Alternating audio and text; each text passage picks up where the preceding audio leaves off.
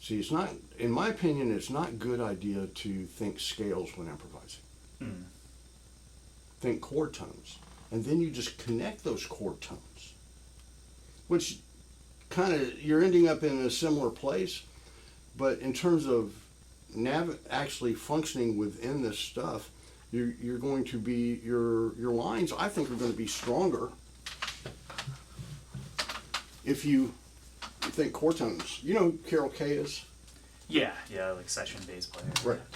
Well, I had a correspondence with her because when I was directing the bass program at the Atlanta Institute of Music, I had to come up with curriculum for everything. It's a year of school, you know, it's kind of like commando training, you know, 1 year to go from intermediate to professional level, you know, so you just, I mean, basically you just, every day, I mean, you know, it was a pretty intense place. Yeah. But people who could hang with that type of regimen, you know, usually came out pretty good. But anyway, the thing is that I need to find a good reading thing, and her books are really good reading things because it's all bass line stuff. But it doesn't have any chord stuff on it. So you're not dealing with harmony, you're just reading. But the point was to get these lines, because they were bass lines for things that she had done, to really get them feeling good, you know. Plus they had, you know, some pretty tricky stuff in there in terms of, you know, just regular, you know, counting and notes, yeah, kind of thing. And we had some phone calls, you know, so I got to, you know, get to converse with her a little bit. We were talking about, you know, improvisations and scales. She said, "What are you doing for the scales thing?" And I kind of told her, she said, "Look, man, forget the scales." She said, "It's a road to nowhere." I said, you know, so many people focus on scales and they end up wondering why their lines aren't sounding good like everybody else's. I said, get your arpeggios, your chord tones. That's what you want to own. Everything else is just connection. Mm-hmm. I didn't get it then, but I do now, and it's like, oh man. So when you're navigating, let's say right there. So D minor 7, let's say, so if I'm in the key of C, I have a choice of, now scales, I would say if I use any scale, I use the consonant ones, the pentatonics. Mm-hmm. And then if I was in a major key, the 7 would just be a connection between 6 and 1 if I chose to go that way, or 1 to 6, if I needed or wanted a connection note. So in terms of, again, not thinking about where my scale notes are, but thinking about where the arpeggio notes are. Now, if I'm just going to think C major pentatonic here, then I don't have to worry about it. I can just, now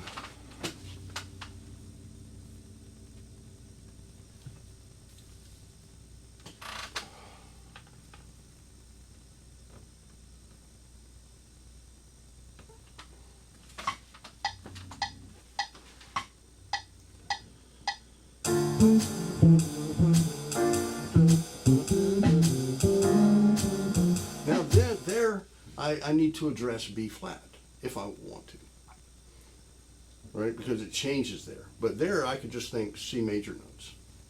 If I put it more, or maybe I'm sorry, F major pentatonic. Oh, okay, yeah, I'm sorry. I was kind of a little confused. D,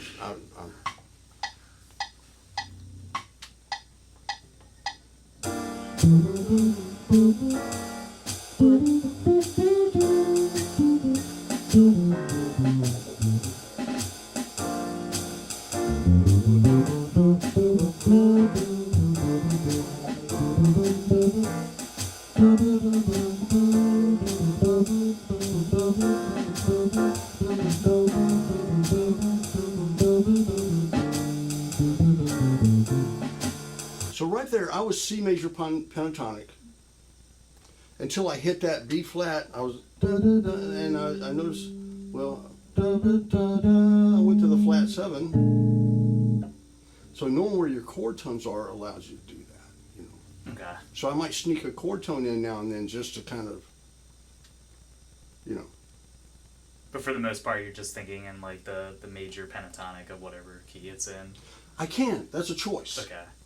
See, the thing is it's not one thing when you improvise. Yeah. It's a bunch of different things that it's like a buffet. You know, you grab different stuff. as you want to or hear it, you know. Mm-hmm. But in talking to a lot of really good jazz improvisers, they keep coming back to the same things. You know, play. So just play the key, or they'll say play the blues, or it's all the same thing. You know that, you know, work the key center and then throw in language, bebop or whatever it might be. Address chord tones. Yeah. Okay. Like for here, I might just think A7 flat 9, or minor harmony. You know, in terms of a bebop going to here.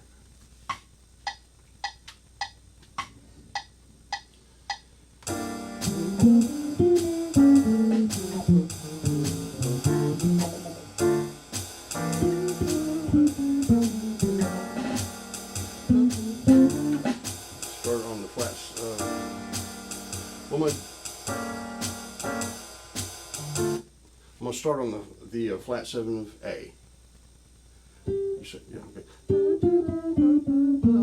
So 1 and 2 and 3 and 4 and 1 and 2 and 3 and 4 and 1. Resolve to the flat 3. So that's throwing in language. Okay. Or I might just F major pentatonic for a second and then do some bebop stuff on the A7 to resolve to D minor.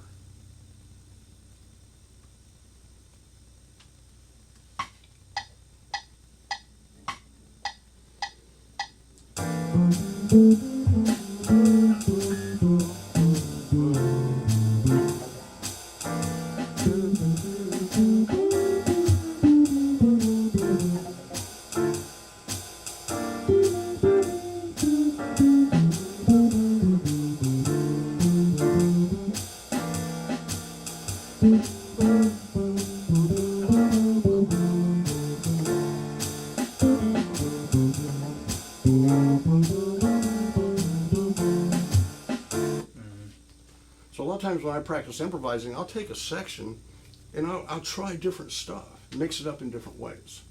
So in learning the bebop vocabulary like we're working on is to get all that stuff together so that you dice it up. It's like cutting and pasting on a computer, you know. Got it. Okay.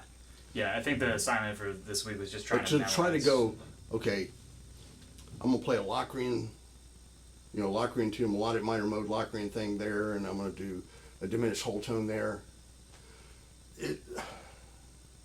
To come up with something really musical when you're thinking like that, I think is a really difficult thing to do. It's not like you got a bunch of time, you know. Yeah. Now you could do it. I think if you get your skill level really high and you can like run through that stuff, yeah, it's fine. But then you're composing before the fact, which is fine too. I mean, I guess you could argue that's what the language of bebop is when you do that. But I'm not planning it. I really don't know until I see, okay, where am I? What note am I close to, that I can jump into a chord tone and then throw my bebop arpeggio on. You know, it's not planned beforehand. Where I think if you did scale stuff, you'd have to kind of like work it out, which some people do. Okay. They'll have lines for 2/5, 2/5, 1 minor. For this whole thing, they'll work out language for all that. But is it really scales? You understand my question? Or is it just you're organizing these notes? Now maybe you use the scales to help you organize them. But you still have to compose, you still have to work it out. It's not just an E minor 7 flat 5 scale. It's not just that. Mm. Does that make sense? Yeah, I think so. I guess, so for memorizing the chord progression, I think that's what I was approaching it with, like trying Well, to that's figure out the baseline. function. Now soloing and bass lines are kind of two different things here. Okay. Now, yes, you're improvising the bass lines, but our job as a bass player is to outline the foundation of these changes. Right? If I'm doing blues, yeah, in order to plug in language, I would kind of have to know where I am. But I could play the F major scale through this whole thing and sound fine. Mm-hmm. Or F major pentatonic. You have to watch out for the 7 sometimes when you're doing like major tonalities. Sometimes it'll work. So you're always safer with the pentatonic because that gets rid of 4 and 7. And then you can use those if you need to get from 3 to 5 or 5 to 3 or something like that. Okay.